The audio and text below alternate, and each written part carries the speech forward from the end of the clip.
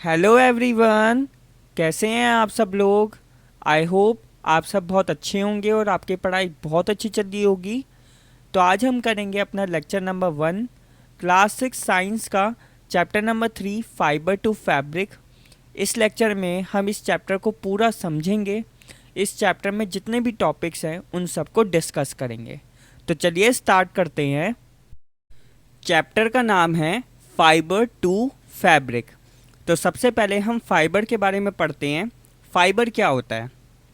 Fibres is a very thin, long and narrow strands combined together to form yarn.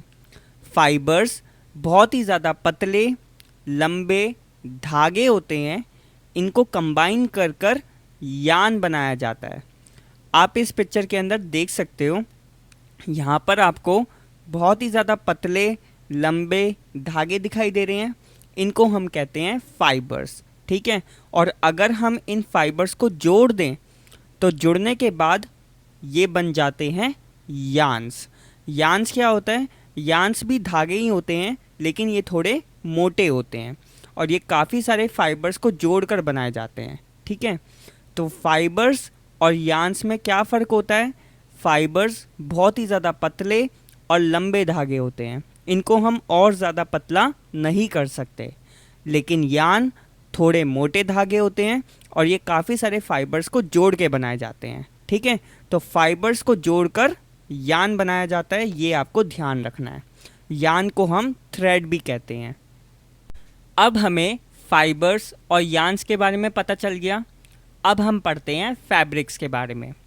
Fabrics is a woven cloth which is made up by knitting or weaving the threads together. Fabrics सिले हुए कपड़े होते हैं जो कि threads को जोड़कर knitting और वीविंग प्रोसेस की मदद से बनाए जाते हैं। निटिंग प्रोसेस और वीविंग प्रोसेस, ये दोनों प्रोसेस अभी हम आगे डिस्कस करेंगे, ठीक है। अभी के लिए आपको इतना ध्यान रखना है कि थ्रेड्स को जोड़कर जो हम सिले हुए कपड़े बनाते हैं उन्हें हम फैब्रिक्स कहते हैं, ठीक है।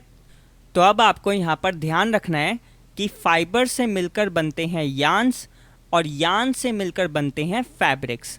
यार्न्स को हम थ्रेड भी कहते हैं, ठीक है ना। तो ये आपको ध्यान रखना है, फाइबर से यार्न बनते हैं और यार्न से फैब्रिक बनता है, ठीक है। उसके बाद है various kinds of fabrics are present in our surrounding like bed sheets, blankets, towels, curtains, clothes etcetera. तो हमारे आसपास बहुत तरीके के फैब्रिक्स होते हैं, जैसे कि clothes, bedsheets, blankets, towels, curtains. इतने टाइप के फैब्रिक्स हमारे आसपास होते हैं जिनको हम डेली यूज़ करते हैं, ठीक है। तो अब आपको क्लियर हो गया फाइबर्स क्या होते हैं, यार्न्स क्या होते हैं, फैब्रिक्स क्या होते हैं। अब हम करते हैं नेक्स्ट टॉपिक। अगला टॉपिक है टाइप्स ऑफ फाइबर्स। देखो, फाइबर्स के दो टाइप होते हैं। सबसे पहले नेचुरल फाइबर्स और दूसरा सिंथेटिक फाइबर्स। नेचुरल फाइबर्स कौन से होते हैं। The fibres of some fabrics such as cotton, jute, silk, wool are obtained from plants and animals. These are called natural fibres. तो ऐसे फाइबर्स जो हमें प्लांट्स और एनिमल से मिलते हैं, इन फाइबर्स को हम कहते हैं नेचुरल फाइबर्स, ठीक है। इनमें क्या क्या आता है। कॉटन आता है, जूट आता है, सिल्क आता है, वूल आता है। इन सब को हम नेचुरल फाइबर्स कहते हैं क्योंकि ये हमें प्लांट्स और एनिमल से मिलते हैं। कॉटन एंड जूट ये दोनों हमें प्लांट से मिलते हैं। वूल एंड सिल्क ये दोनों हमें एनिमल से मिलते हैं। Wool is obtained from the fleece of sheep और गोट, ठीक है। शीप और गोट की जो फ्लीस होती है उससे हमें वूल मिलता है। फ्लीस क्या होता है।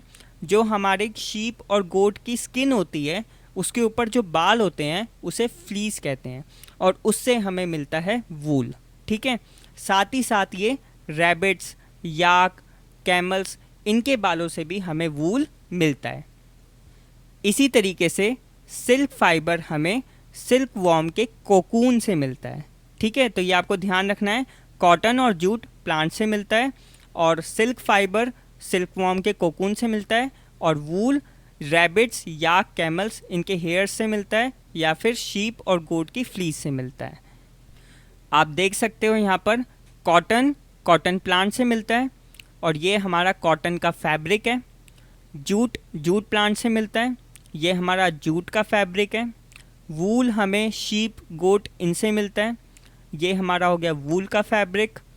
सिल्क हमें सिल्क वॉर्म के कोकून से मिलता है, और ये रहा सिल्क फैब्रिक। ठीक है, अगला है सिंथेटिक फाइबर्स। सिंथेटिक फाइबर्स क्या होता है? Those fibres which are made from chemical substances which are not obtained from plant or animal sources are called synthetic fibers। ऐसे फाइबर्स जो प्लांट और एनिमल से नहीं मिलते, केमिकल सब्सटेंसेस से मिलते हैं, उन फाइबर्स को हम कहते हैं सिंथेटिक फाइबर्स। ठीक है, for example polyester, nylon, acrylic. ठीक है, पॉलिएस्टर, नाइलॉन, एक्रिलिक, इन फाइबर्स को हम कहते हैं सिंथेटिक फाइबर्स, क्योंकि ये हमें केमिकल सब्सटेंसेस से मिलते हैं। ठीक है, यहाँ पर आपको एक चीज़ का ध्यान रखना है, सिंथेटिक फाइबर से जो फैब्रिक बनते हैं, सिंथेटिक फाइबर से जो फैब्रिक बनते हैं यानी कि कपड़े बनते हैं, उनको कभी भी हमें किचन में नहीं पहनना चाहिए। क्यों नहीं पहनना चाहिए? क्योंकि सिंथेटिक फाइबर्स बहुत जल्दी आग पकड़ लेते हैं।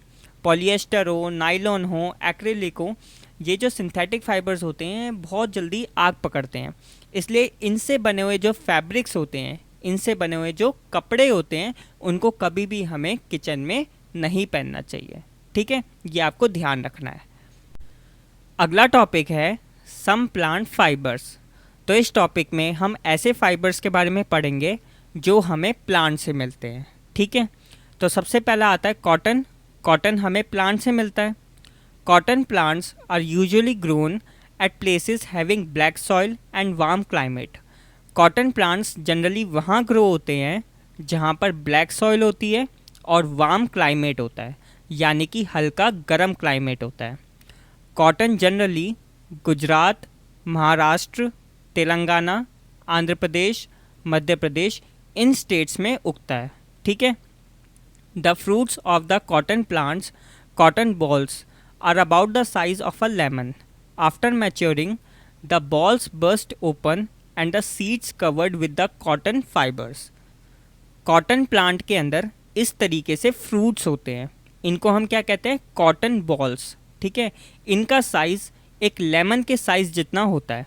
ओके, जब ये मैच्योर हो जाते हैं तो ये बॉल्स फट जाती हैं। ठीक है, बर्स्ट हो जाती हैं, और फटने के बाद हम इनके अंदर सीड्स और कॉटन फाइबर्स को देख सकते हैं। यहाँ पर बीच में सीड्स होती हैं और सीड्स को कवर कर रखा होता है इन कॉटन फाइबर्स ने। ठीक है, from these bolls cotton is usually picked by hands. Fibres are then separated from the seeds by combing. This process is called ginning of cotton.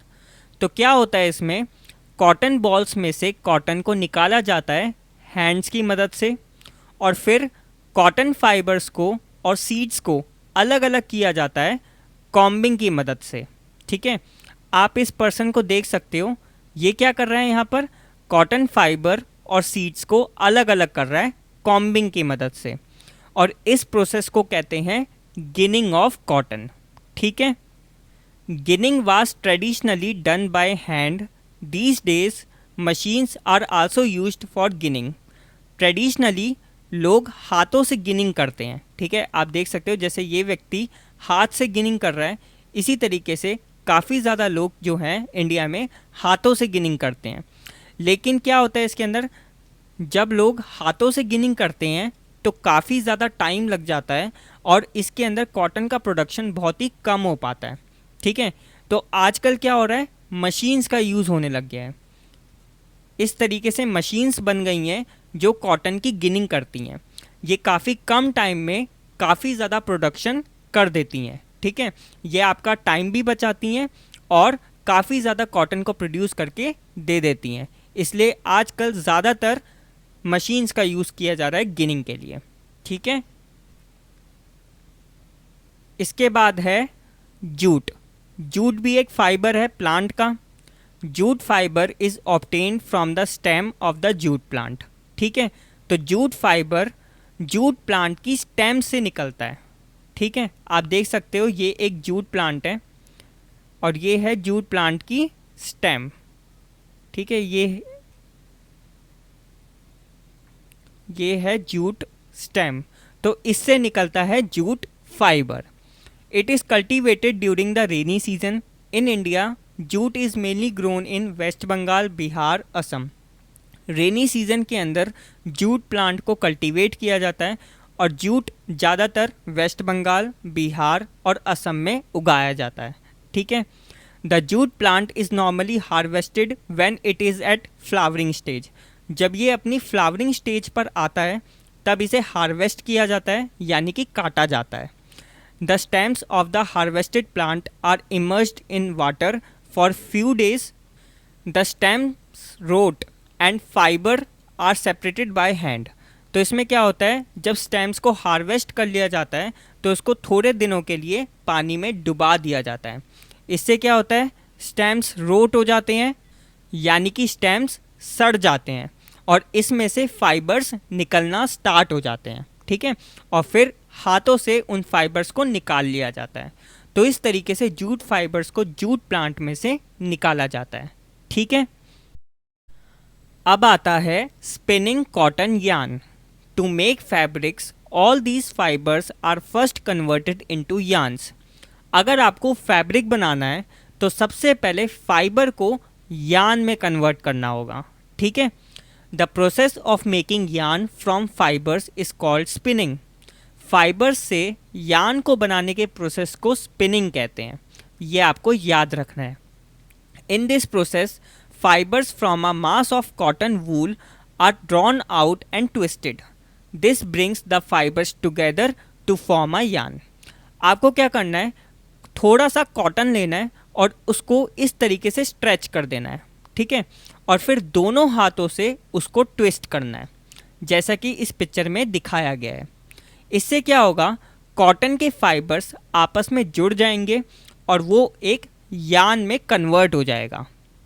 Fibres क्या होते थे, फाइबर्स बहुत ही ज़्यादा पतले धागे होते थे। जब आप इन फाइबर्स को आपस में ट्विस्ट करोगे तो ये फाइबर्स आपस में जुड़ जाएंगे और ये एक मोटा धागा बनाएंगे। ठीक है, जिसको हम यार्न कहते हैं। Okay, a simple device used for spinning is a hand spindle, also called takli. Hand spindle का आप यूज़ कर सकते हो स्पिनिंग के लिए। ठीक है, इसको हम टकली भी कहते हैं। तो ये है एक हैंड स्पिंडल जिसको हम टकली भी कहते हैं और इसका यूज़ किया जाता है स्पिनिंग के लिए। ठीक है, another hand operated device used for spinning is चरखा। आप चरखा का भी यूज़ कर सकते हो स्पिनिंग के लिए। ये भी एक हैंड ऑपरेटेड डिवाइस है। इसकी मदद से भी आप फाइबर्स को यार्न में कन्वर्ट कर सकते हो। ठीक है, spinning of yarn on a large scale is done with the help of spinning machines. Spinning machines की मदद से यार्न को बनाया जाता है बहुत ही बड़े स्केल पर। ठीक है, क्योंकि अगर आप इस तरीके से हाथों से ट्विस्ट कर कर यार्न को बनाओगे तो काफ़ी ज़्यादा टाइम लग जाएगा और यार्न भी बहुत कम प्रोड्यूस होगा। तो इसलिए स्पिनिंग मशीन्स का यूज़ किया जाता है यार्न को बहुत बड़े स्केल पर बनाने के लिए। After spinning yarns are used for making fabrics. जब इनकी स्पिनिंग हो जाती है, ये फाइबर से यार्न में कन्वर्ट हो जाते हैं, फिर इन यार्न्स का यूज़ किया जाता है फैब्रिक्स बनाने के लिए। ठीक है, अब हमें ये तो समझ में आ गया कि फाइबर से यार्न कैसे बनते हैं। अगला टॉपिक है यार्न टू फैब्रिक। इस टॉपिक में हम सीखेंगे कि कैसे यार्न को फैब्रिक में कन्वर्ट किया जाता है। There are two main processes called weaving and knitting. With the help of these processes, we can make fabrics from yarns. तो दो प्रोसेस होते हैं, वीविंग एंड निटिंग। इन दोनों प्रोसेस की मदद से आप यार्न को फैब्रिक में कन्वर्ट कर सकते हो। ठीक है, सबसे पहला आता है weaving. The process of arranging two sets of yarns together to make a fabric is called weaving. Weaving में हम क्या करते हैं, दो यार्न के सेट्स लेते हैं। ठीक है, और उन दोनों यार्न्स को प्रॉपर ऑर्डर में अरेंज करते हैं। प्रॉपर ऑर्डर में अरेंज करने से हमारा फैब्रिक तैयार हो जाता है। ठीक है, इसके लिए हम एक एग्जांपल देखते हैं पेपर स्ट्रिप्स वीविंग का। ठीक है, इसमें हम क्या करेंगे, पेपर की स्ट्रिप्स को वीव करेंगे। हमें क्या करना है, 2 अलग अलग कलर के पेपर लेने हैं और उनको कट कर देना है इस तरीके की स्ट्रिप्स में, ठीक है। इस तरीके से 2 अलग अलग कलर की स्ट्रिप्स आपको काफ़ी सारी कट कर लेनी है। फिर आपको क्या करना है, इन दोनों स्ट्रिप्स को जोड़ना है एक प्रॉपर ऑर्डर में।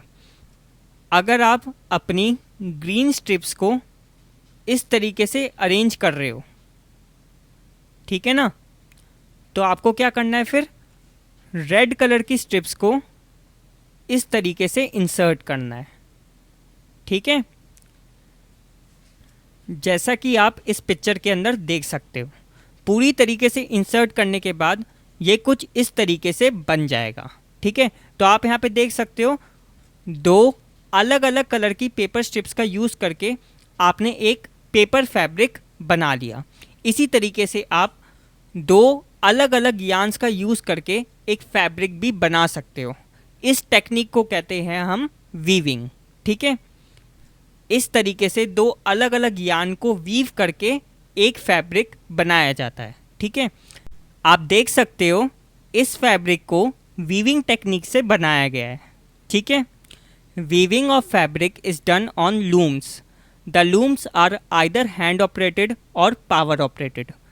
फैब्रिक्स की वीविंग लूम्स के ऊपर की जाती है और ये लूम्स हैंड ऑपरेटेड भी होते हैं और पावर ऑपरेटेड भी होते हैं, यानी कि हाथों से भी चलाए जाते हैं और इलेक्ट्रिसिटी की मदद से भी चलाए जाते हैं, ठीक है ना।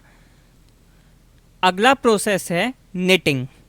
इन knitting a single yarn is used to make a piece of fabric. Knitting के अंदर क्या होता है, एक ही यार्न की ज़रूरत होती है फैब्रिक को बनाने के लिए। वीविंग में क्या होता था, 2 यार्न्स की ज़रूरत होती थी, ठीक है, लेकिन निटिंग में क्या होता है, सिर्फ एक ही यार्न की ज़रूरत होती है। Socks and many other clothing items are made of knitted fabrics.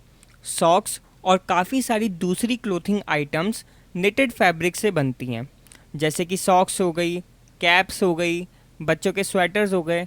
ऐसी बहुत सारी चीज़ें निटिंग से बनती हैं। Knitting is done by hand and also on machine. Knitting हाथों से भी की जाती है और मशीन से भी की जाती है। Weaving and knitting are use for making different kinds of fabrics. Weaving और निटिंग दोनों का यूज़ करके बहुत तरीके के फैब्रिक्स बनाए जाते हैं, ठीक है। लास्ट टॉपिक है history of clothing material. In Asian times people used the bark and big leaves of trees or animal skins and furs to cover themselves. Asian times में, यानी कि हजारों साल पहले, जब लोगों के पास कपड़े नहीं होते थे अपनी बॉडी को कवर करने के लिए, तो वो क्या करते थे, ट्रीज़ के जो बार्क होते थे और लीव्स होती थी। बार्क क्या होता है, पेड़ का जो मेन तना होता है, ठीक है, ये जो मेन तना होता है पेड़ का, इसे बार्क कहते हैं। इसका यूज़ करते थे और पेड़ के जो बड़े बड़े पत्ते होते थे उसका यूज़ करते थे अपनी बॉडी को कवर करने के लिए। साथ ही वो एनिमल की स्किन और फर्स का भी यूज़ करते थे अपनी बॉडी को कवर करने के लिए। After people began to settle in agricultural communities, they learn to weave twigs and grass into mats and basket. पहले क्या होता था, लोग शिकार की तलाश में एक जगह से दूसरी जगह घूमते रहते थे। उन्हें खेती करना तो आता नहीं था, तो वो जहाँ शिकार मिलता उन्हें वहीं वो चले जाते थे। लेकिन फिर उन्होंने खेती करना सीखा। जब उन्हें खेती करनी आ गई तो उन्होंने अपनी पूरी कम्युनिटीज़ को एक जगह पर सेटल करना स्टार्ट कर दिया। तब उन्होंने ट्विग्स को और ग्रास को वीव करके मैट्स और बास्केट बनाना सीखा। ट्विग्स क्या होती हैं, पेड़ की जो झाड़ियाँ होती हैं उन्हें ट्विग्स कहते हैं। ग्रास तो आपको पता ही है, घास। तो इनको वीव करके मैट्स और बास्केट बनाना सीखा, ठीक है। The early Indians wore fabrics made out of cotton that grew in the regions near the river Ganga. जो अर्ली इंडियंस होते थे वो ऐसे फैब्रिक्स पहनते थे जो कॉटन के बने हुए होते थे, ठीक है। कॉटन के बने हुए फैब्रिक्स वो पहनते थे। और कॉटन उस समय कहाँ उगता था, गंगा नदी के किनारे पर जो जगहें थी, ठीक है, गंगा नदी के किनारे पर जो रीजन्स थे वहाँ पर कॉटन उगती थी और उस कॉटन का यूज़ करके वो फैब्रिक्स बनाते थे और वही फैब्रिक्स वो पहनते थे। उस टाइम पे सिल्क या फिर सिंथेटिक फाइबर्स जैसे कि पॉलिएस्टर, नायलॉन, एक्रिलिक, ये फाइबर्स तो उस समय थे नहीं, ठीक है, उनके पास कॉटन ही अवेलेबल था, तो वो कॉटन का ही यूज़ करते थे फैब्रिक्स बनाने के लिए और कॉटन के ही फैब्रिक्स वो पहनते थे, ठीक है। Flax is also a plant that gives natural fibres. Flax भी एक प्लांट होता है जो नेचुरल फाइबर्स प्रोड्यूस करता है। In ancient Egypt, cotton as well as flax were cultivated near the river Nile and were used for making fabrics. Ancient Egypt में क्या होता था, कॉटन के साथ साथ फ्लैक्स को भी कल्टीवेट किया जाता था नील नदी के किनारों पर, ठीक है, और कॉटन और फ्लैक्स दोनों का यूज़ किया जाता था फैब्रिक्स बनाने के लिए, ठीक है। तो याद रखना है आपको, इजिप्ट में क्या होता था, कॉटन के फैब्रिक्स भी पहनते थे और फ्लैक्स के फैब्रिक्स भी पहनते थे और दोनों को कल्टीवेट किया जाता था नील नदी के किनारों पर, okay. In those days stitching was not known, people simply draped the fabrics around different parts of their body. उस समय क्या होता था, लोगों को स्टिचिंग करना नहीं आता था, तो वो क्या करते थे, फैब्रिक्स बनाते थे और सिंपल अपनी बॉडी पार्ट्स के ऊपर उसे लपेट लेते थे, ठीक है, क्योंकि उन्हें स्टिचिंग करना आता नहीं था, क्लोथ्स बनाना आता नहीं था, तो वो सिंपल अपनी बॉडी पार्ट्स के ऊपर फैब्रिक्स को यानी कि कपड़ों को लपेट लेते थे। With the invention of sewing needle, people started stitching fabrics to make clothes. जब सुइंग नीडल की इन्वेंशन हो गई तो लोगों ने स्टिचिंग करना सीखा और लोगों ने स्टिच करके फैब्रिक्स को क्लोथ्स में कन्वर्ट करना सीखा। फिर वो क्लोथ्स बनाने लगे और सिंपल क्लोथ्स को पहनने लगे। अब कपड़े जो हैं लपेटे नहीं जाते थे, अब कपड़ों को पहना जाता था, वो प्रॉपर क्लोथ्स बनाना सीख गए थे, ठीक है। और ये सब किसकी वजह से हुआ, सुइंग निडल की इन्वेंशन से, ठीक है। Just as there is a large variety in the food eaten all over our country, a large variety exist also in fabrics and clothing items. जिस तरीके से हमारे देश के अंदर अलग अलग टाइप का फूड मिलता है, आप किसी भी स्टेट में चले जाओ वहाँ पे आपको अलग अलग टाइप का फूड मिलेगा, नॉर्थ में अलग फूड मिलेगा, साउथ में अलग फूड मिलेगा, ठीक है, बहुत वैरायटी है फूड की हमारी कंट्री के अंदर। इसी तरीके से फैब्रिक्स की या क्लोथिंग आइटम्स की भी बहुत वैरायटी है। नॉर्थ में जाओगे या साउथ में जाओगे तो आपको बहुत वैरायटी मिलेगी क्लोथिंग आइटम्स में और फैब्रिक्स में, ठीक है। यहाँ पर आप इस पिक्चर से देख सकते हो कि कैसे पूरा प्रोसेस होता है फाइबर से फैब्रिक बनने का, ठीक है। यहाँ पे एक कॉटन का फैब्रिक बनने का प्रोसेस दिखाया गया है। जैसे कि सबसे पहले कॉटन रोल्स होते हैं, उसकी गिनिंग की जाती है, गिनिंग करके कॉटन रोल्स को फाइबर में कन्वर्ट कर लिया जाता है। फिर स्पिनिंग करके फाइबर को यान में कन्वर्ट कर लिया जाता है। फिर यान की निटिंग करके या फिर वीविंग करके फैब्रिक बना लिया जाता है। तो ये पूरा प्रोसेस होता है फाइबर से फैब्रिक तक का, ठीक है। तो इस वीडियो में इतना ही। अगर आपको कोई भी डाउट हो तो आप नीचे कमेंट कर सकते हो, मैं आपके कमेंट का आंसर जल्द से जल्द देने की कोशिश करूँगा। मैं इन पूरे नोट्स की पीडीएफ को नीचे डिस्क्रिप्शन में डाल दूँगा, तो आप वहाँ से डाउनलोड करके इन्हें पढ़ सकते हो, ठीक है। तो अगर आपको ये वीडियो पसंद आई हो तो प्लीज़ वीडियो को लाइक कर देना, और अभी तक अगर आपने इस चैनल को सब्सक्राइब नहीं करा तो प्लीज़ चैनल को सब्सक्राइब कर दो और साथ ही में नोटिफिकेशन बेल को भी दबा देना ताकि आने वाली वीडियोस की अपडेट आपको मिलती रहे। So thanks for watching, keep supporting, keep loving, keep growing.